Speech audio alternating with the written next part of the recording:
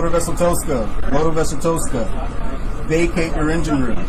Vacate your engine room. We're prepared to subject you to disabling fire. United States Warship 115. You are entering the area of a military blockade. Israel is preparing for a possible escalation with Iran.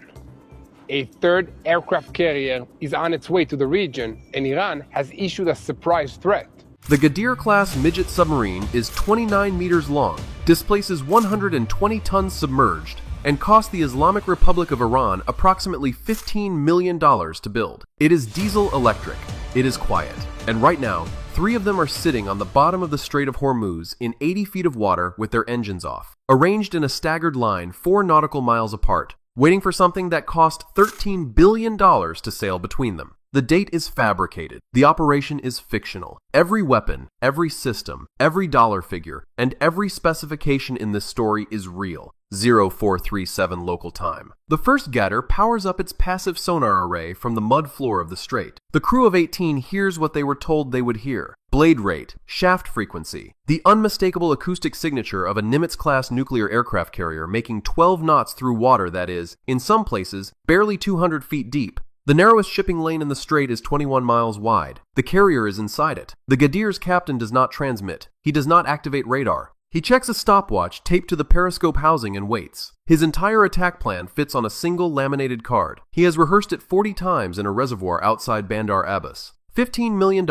against $13 billion. The submarine costs less than the aircraft carrier's weekly food budget, 12 nautical miles south-southwest, inside the Strait of Hormuz. The USS Abraham Lincoln, CVN 72, is making the transit eastbound. She is surrounded by her strike group. The guided missile cruiser USS Mobile Bay rides 2 nautical miles ahead, and to starboard. The destroyer USS Sterett holds the port quarter at 3 nautical miles. A second destroyer, USS Halsey, trails 5 nautical miles astern running the group's towed array sonar, a thin cable nearly a mile long dragging through the water behind the ship like a 6,000-foot-long underwater microphone. The Lincoln's own SH-60R Seahawk helicopters have been running a dipping sonar pattern ahead of the group for 90 minutes, lowering transducers on cables into the water, pinging, listening, reeling up, and flying to the next hover point. The entire anti-submarine screen is built for one scenario: a submarine moving through open water at depth. The Ghadirs are not moving. They are not in open water.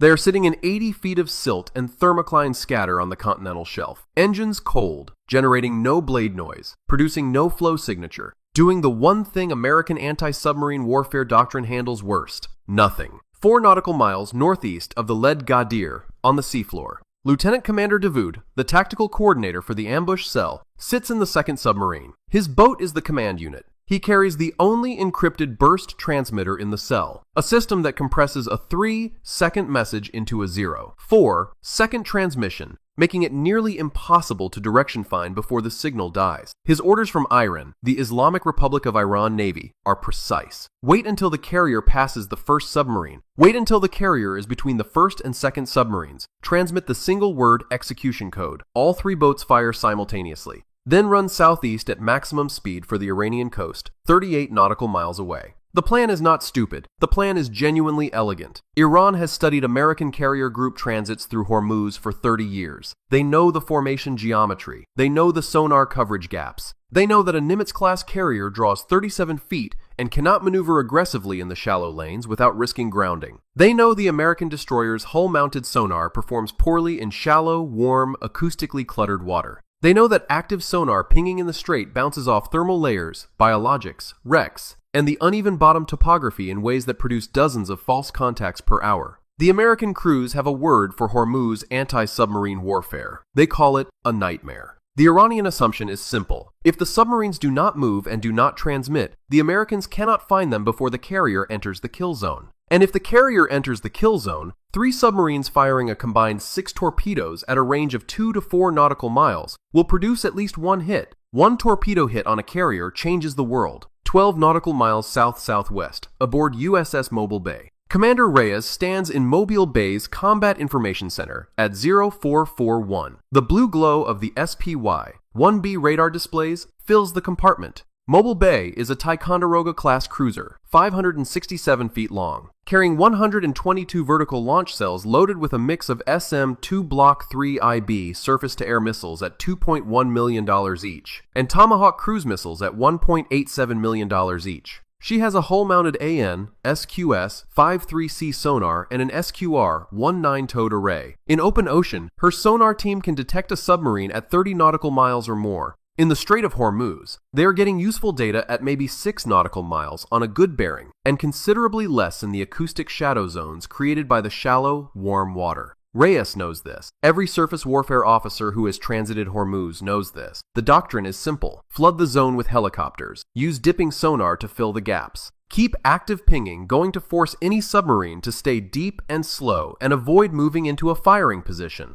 The doctrine assumes the submarine is trying to get into position. It does not assume the submarine is already there. 4 nautical miles northeast of the lead Gadir, on the seafloor. Davoud watches the stopwatch. The passive sonar operator holds one headphone cup against his ear and traces a finger along a paper waterfall display, the cascading lines of frequency data that represent every sound in the water around them. He hears the carrier. He hears the escort screws. He hears a helicopter dipping sonar pinging 3 nautical miles to the west, its active pulse arriving as a sharp metallic tick every 12 seconds. He hears shrimp. He hears a distant commercial tanker. He does not hear any active sonar pointed directly at them. The carrier is moving at 12 knots. That is roughly 1,200 feet per minute. The kill zone between the first and second Gadir is 4 nautical miles, roughly 24,000 feet. At 12 knots, the carrier will be centered in the kill zone in approximately 10 minutes. Davoud's torpedoes are the Iranian variant of the Chinese U-4, a straight-running wake-homing torpedo with an estimated speed of 40 knots and a range of approximately 7 nautical miles. Each torpedo carries a warhead estimated at 400 pounds of TNT equivalent explosive. It is a 1970s-era design. It does not have modern guidance. It does not have wire guidance or terminal active homing in the way American or European torpedoes do. It runs straight on a preset bearing until it detects the turbulence pattern of a ship's wake, then turns into it. Against a destroyer making evasive maneuvers, the probability of hit is low. Against a 100,000-ton carrier moving on a straight course through a confined shipping lane, the probability climbs considerably. The torpedo costs approximately $600,000. What it is aimed at costs $13 billion. The warhead probably cannot sink a Nimitz-class carrier, but a 400-pound explosion against the hull below the waterline can buckle frames, flood compartments, damage shaft seals, and force the single most expensive military asset on Earth to withdraw from the theater for months. Iran does not need to sink the Lincoln. Iran needs to hit the Lincoln once and let CNN do the rest. 11 nautical miles south, aboard USS Sterett. Lieutenant Commander Okafor runs the anti-submarine warfare module aboard Sterett, an Arleigh Burke-class Flight IIA destroyer. The Burke costs approximately $1.8 billion. It carries 96 vertical launch cells. It has a hull-mounted AN, SQS, 53C sonar, and the new AN, SQR, 20 multifunction towed array, which the Navy quietly considers the best passive submarine detection system on any surface combatant in the fleet. But Sterett's towed array is not deployed. In the confined waters of Hormuz, with commercial traffic on every bearing and the bottom less than 200 feet below the keel, the towed array produces so much clutter that the sonar operators asked permission to reel it in 2 hours ago. Okafor approved it. He is relying on the hull-mounted sonar and the dipping helicopters. This is not a mistake. It is the standard operating procedure for Hormuz transit. What Okafor didn't know was that the decision to reel in the towed array removed the one sensor capable of detecting the faint battery charging whine of a Gadir-class submarine at rest on the bottom. The one sound the 3 boats were still producing. A 4.7 Hz low-frequency tonal that the SQR-20 was specifically designed to find, buried 30 decibels below the ambient noise floor, invisible to the hull sonar, but sitting right in the towed array's optimized detection band. The best microphone in the strike group was wrapped around a drum in a room on the Sterett while 3 attack submarines waited with loaded tubes 9 nautical miles ahead, 4 nautical miles northeast of the lead Gadir. 0448. The passive sonar operator touches Davoud's arm. The carrier's bearing rate has shifted. The Lincoln is passing the first Gadir's position. In approximately 6 minutes, she will be centered. Davoud opens the torpedo tube outer door interlocks. Pneumatic, nearly silent. The tubes flood with seawater. 2 torpedoes in each of the 3 boats. 6 total. The sound of the outer doors opening adds a transient to the water. A brief metallic groan. It propagates outward at 5,000 feet per second. 9 nautical miles to the south-southwest, aboard USS Halsey. Sonar technician 2nd Class Rivera is the only person in the strike group who hears anything. He is on Halsey's hull sonar, AN, Squiss, 53C, running passive broadband. At 0449, he catches something on bearing 027, a transient, metal on metal, very brief. It could be a wreck settling. It could be a fishing trawl, anchor dragging. It could be biologics snapping on a reef. Rivera logs it. He does not call it up to the tactical action officer. In the Strait of Hormuz, you hear things like this every 3 to 4 minutes. If you called each one up, the watch would never talk about anything else. Rivera types a single line into the sonar log. Transient, bearing 027, 0449. Possible mechanical, possible biologic, no classification. The carrier is 4 nautical miles from the center of the kill zone, 3 nautical miles west of the lead Gadir. At 40 feet altitude, Lieutenant Junior Grade Pham is flying Seahawk 612, one of 2 SH-60R helicopters running the anti-submarine screen ahead of the Lincoln. Her sensor operator, Petty Officer 1st Class Gutierrez, has been lowering the AQS, 2-2 airborne low-frequency sonar into the water at 7-minute intervals, pinging, listening for returns, then reeling up and repositioning. They have covered 11 dip points in 90 minutes. They have gotten back 4 contacts that warranted a second look. All 4 turned out to be bottom features or thermal returns.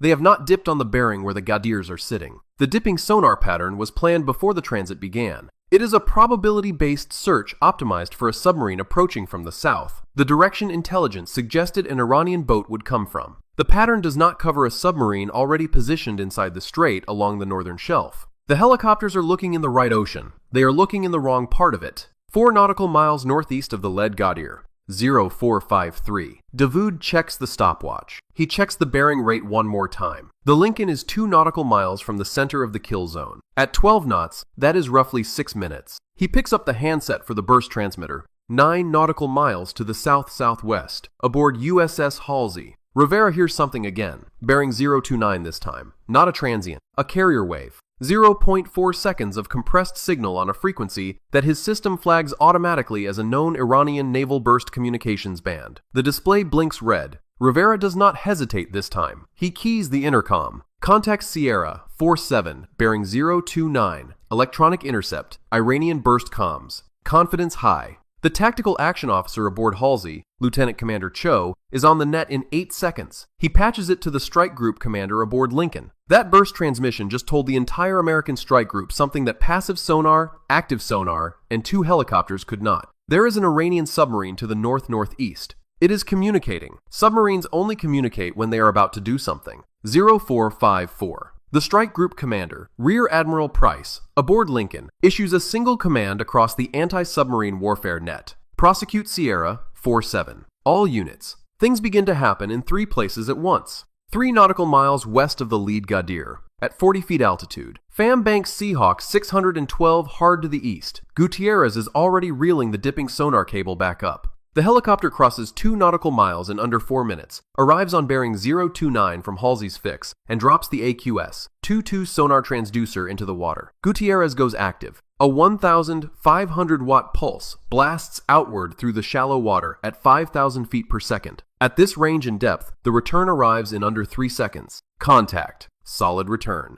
Metal object on the bottom. Not a wreck. The sonar signature is too clean, too symmetrical, too exactly 29 meters long. Gutierrez calls it. Submarine, diesel, on the bottom, bearing 031, range 3,200 yards. That is the second Gadir, Davoud's boat, the one that just transmitted, 9 nautical miles south-southwest, aboard USS Sterett. Okafor gives the order that will matter most. Deploy the towed array, now. The SQR-20 takes 4 minutes to deploy to operating depth. It will be listening by 0458, 4 nautical miles northeast of the lead Gadir, on the sea floor. Davoud does not know he has been found. The burst transmission was 0.4 seconds. His communications officer told him the signal was sent and acknowledged by the other 2 boats. The code word has gone out. All 3 submarines are on the clock. Fire time is 0458. 4 minutes from now. That is when the Lincoln should be centered in the kill zone. But the Lincoln is no longer doing 12 knots on a straight course. 12 nautical miles south of the Gadirs. Aboard USS Abraham Lincoln,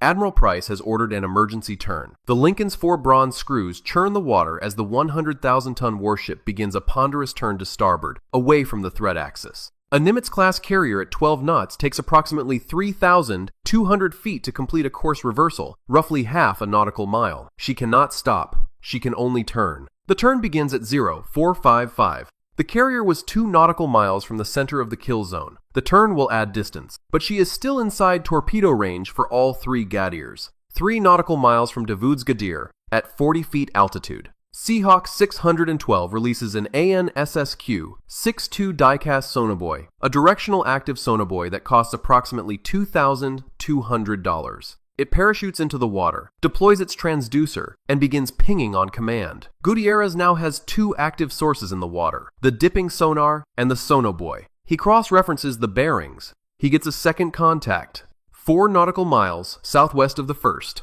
on the bottom, same size. That is the first Gadir, the southern end of the ambush line. Gutierrez calls it second submarine, bearing 207, range approximately 4 nautical miles, same profile, diesel, on the bottom, 2 down. The strike group does not yet know about the third, 9 nautical miles south-southwest, aboard USS Sterett. 0458. The SQR-20 towed array reaches operating depth. The sonar operators begin scanning. Within 90 seconds, the array picks up the 47 Hertz tonal, bearing 018, range estimated 11 nautical miles. That puts it northeast of the other 2 contacts, exactly where a third boat in a staggered line would sit. 3 submarines, 3 locations. The ambush geometry is now visible to the Americans for the first time, and they can see what it was designed to do. 4 nautical miles northeast of the lead Gadir, on the seafloor, 0458. Fire time. Davud orders Tube 1 fired. The torpedo ejects on compressed air. Then Tube 2. 2 torpedoes in the water from the command boat, running at 40 knots on preset bearings toward the carrier's predicted track. 4 nautical miles southwest, the first Gadir fires 2 torpedoes, same preset bearings. 8 nautical miles northeast, the third Gadir fires 2 torpedoes. 6 torpedoes are now in the water. Total munitions cost, approximately $3.6 million. They are aimed at a formation worth approximately $22 billion. The water comes alive. 12 nautical miles south, aboard USS Abraham Lincoln. The Lincoln's SLQ-25 Nixie torpedo countermeasures are already deployed. The Nixie is a towed acoustic decoy, a device dragged behind the ship on a long cable that mimics the ship's acoustic and wake signature to seduce wake-homing torpedoes away from the hull. The Lincoln deploys 2 Nixie decoys, 1 off each quarter. Each costs approximately $50,000. Against a wake-homing torpedo running a straight approach, the Nixie presents a false target that the torpedo's seeker head cannot distinguish from the real wake. The Lincoln is also dumping speed. Slowing from 12 knots to 5 knots reduces the wake signature dramatically. The torpedo seekers rely on turbulence. Less speed means less turbulence means less for the seeker to track. 2 nautical miles ahead of the Lincoln, aboard USS Mobile Bay. Mobile Bay fires 2 RUM-139 VL ASROC anti-submarine rockets from her vertical launch cells. Each round costs approximately $1.6 million.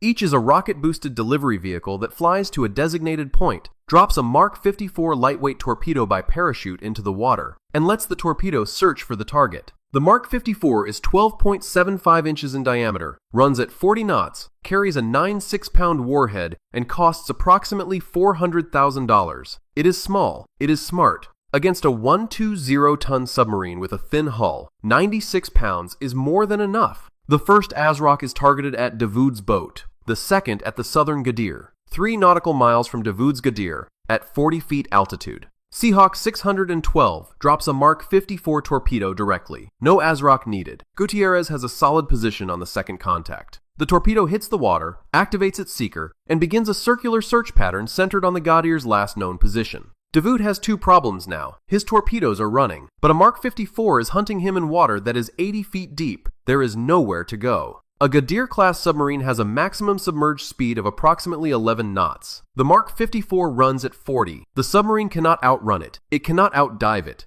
The water is too shallow to exploit thermal layers. The Gadir has no torpedo countermeasures, no decoys, no jammers. It is a $15 million submarine that was designed to shoot and not be found. It was not designed for what happens after being found. Davud orders maximum speed southeast. The electric motor winds up. The submarine lurches off the bottom, trailing silt, accelerating to 11 knots through water that now contains an active torpedo looking for exactly what it is. 0501. The first Mark 54, dropped by Seahawk 612, acquires Davud's Gadir at a range of 600 yards. Terminal homing. Impact. The 9.6 pound warhead detonates against the submarine's pressure hull just aft of the sail. At 80 feet of depth, the hull ruptures instantly. Seawater floods the engine compartment. The submarine's depth gauge passes 100 feet on the way down to the bottom, 120 feet below. The boat never had a chance to execute its escape plan. A $400,000 torpedo just killed a $15 million submarine that was trying to kill a $13 billion aircraft carrier, 4 nautical miles to the southwest, on the seafloor. The first Gadir's captain hears the Azraq torpedo enter the water above him. He also hears the explosion that just killed the command boat. He does not know what hit Davud. He knows it was loud and it was close, and there is now a torpedo pinging in his direction. He orders immediate ascent and maximum speed. His 2 torpedoes are already running. There is nothing more he can do for them. Self-preservation is now the mission. The Gadir claws off the bottom and turns southeast, 38 nautical miles to Iranian territorial waters. At 11 knots, that is roughly 3 hours and 27 minutes. He does not have 3 hours. He has approximately 2 minutes. The Mark 54 from Mobile Bay's Azraq acquires him at 800 yards. Impact, same result. Hull breach, flooding. The submarine sinks to the bottom of the strait in 80 feet of water. 0502. 2 Iranian submarines, destroyed in 4 minutes. Cost of the 2 Mark 54 torpedoes that killed them, $800,000. Combined cost of the 2 submarines they killed, $30 million. The Azraq rounds that delivered the torpedoes add another $3.2 million. Total American expenditure to neutralize the 2 boats, $4 million. The submarine's combined construction cost was nearly 8 times higher than the weapons that killed them,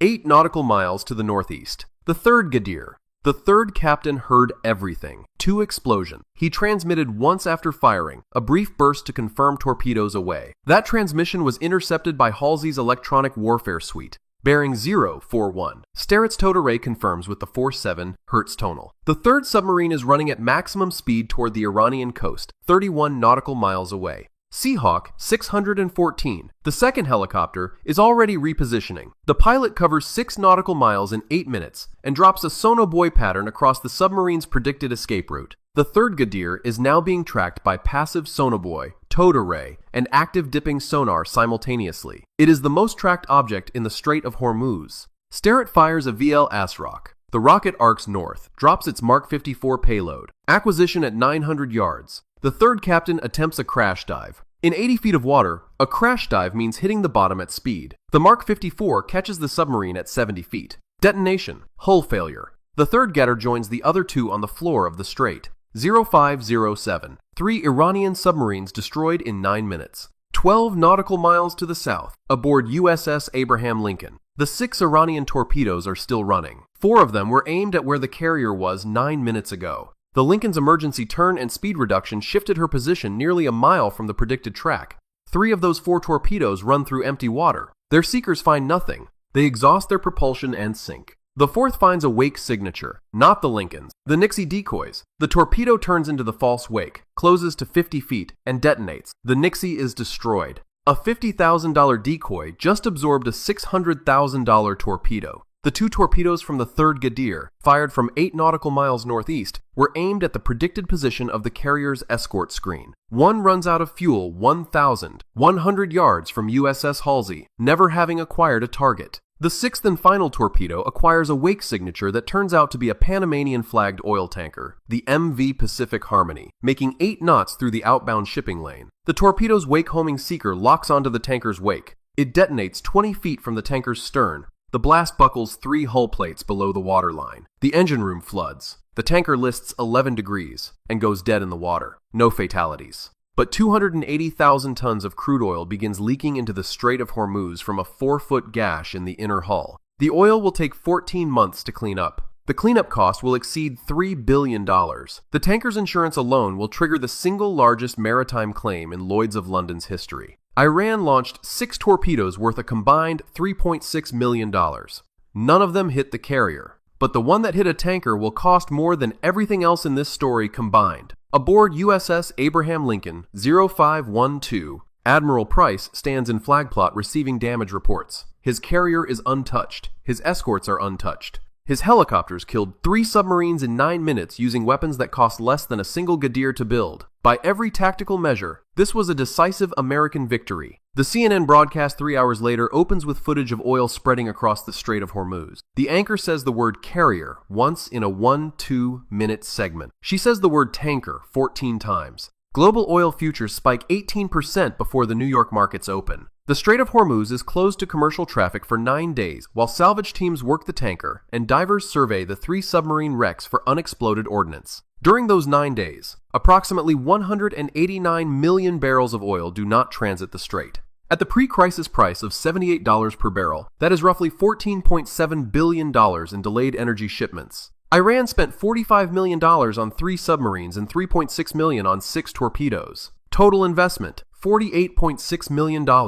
The economic disruption from the operation exceeds $17 billion before the insurance claims, before the diplomatic fallout, before the shipbuilding contracts for the replacement tanker hulls. The 3 submarine crews are dead, the carrier is fine, and the side that lost every engagement somehow won the math. That is the problem with defending something that costs $13 billion in a waterway that carries 20% of the world's oil. You can kill every submarine they send and still end up on the wrong side of the spreadsheet. The torpedo that missed the carrier hit something the market cared about more. If you enjoyed this video, check out our other video on how a single drone boat nearly shut down the Red Sea. Bye for now.